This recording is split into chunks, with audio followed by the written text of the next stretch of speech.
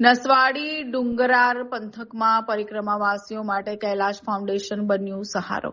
નસવાડી તાલુકામાંથી પસાર થતા નર્મદા પરિક્રમાવાસીઓ માટે રતનપુરા ગામે બબલુભાઈ જયસ્વાલના ભગીરથ પ્રયાસોથી આંતરિયાળ વિસ્તારોમાં અનાજ અને સુવિધાઓની શરૂઆત કરવામાં આવી છે.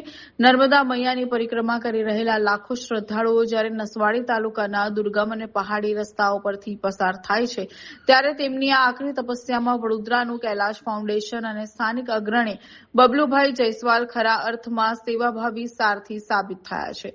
રતનપુરા ગામે માનવતાનું એક અનોખું ઉદાહરણ પૂરું પાડતા આ જૂથે પવિત્ર પરિક્રમાવાસીઓ માટે જીવન જરૂરી ચીજ વસ્તુઓની અવિરત પ્રવાહ શરૂ કર્યો છે. નસવાડી આ પંથક ભૌગોલિક રીતે અત્યંત વિષમ છે, જ્યાં પાયાની સુવિધાઓ પહોંચાડવી પણ એક પડકાર છે. આવા સમયે સેવાભાવી દત્તભાઈ અને તેમના ટ્રસ્ટ દ્વારા પરિક્રમા માર્ગ પર અનાજ, તેલ, શાકભાજી જેવી ખાદ્ય સામગ્રી વિપુલ પ્રમાણમાં પૂરી પાડવામાં આવે છે.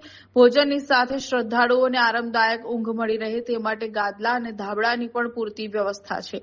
શ્રદ્ધાળુઓને ભટકવું ન પડે તે માટે કૈલાશ ફાઉન્ડેશન દ્વારા વ્યૂહાત્મક રીતે 3 કેન્દ્રો કાર્યરત કરવામાં આવ્યા છે. કૈલાશ ફાઉન્ડેશન દ્વારા વિસ્તારના મુખ્ય 3 મંદિરોની પસંદગી કરવામાં આવી છે, જ્યાંથી પરિક્રમાવાસીઓને માટે તમામ પ્રકારની સુવિધાઓ ઉપલબ્ધ કરવામાં આવી છે, જેમાં લાવા કોઈ હનુમાન મંદિર, ઘુટિયા આંબા, રામ જાનકી મંદિર, નાની કડઈ સોમેશ્વર મહાદેવ મંદિર આ જગ્યાઓ પર સુવિધા ઊભી કરવામાં આવી છે. આ બધું જે દેખાય છે અનાજ ને તેલ, દાલ, ચોખા, બટાકા, ઘઉં, મકઈ, આ અમારે એક બરોડામાં એક પાર્ટી છે દત્તભાઈ કરીને કૈલાશ ફાઉન્ડેશન જે એમને ટ્રસ્ટ છે એ કૈલાશ ફાઉન્ડેશન થકી આ બધું આવે છે.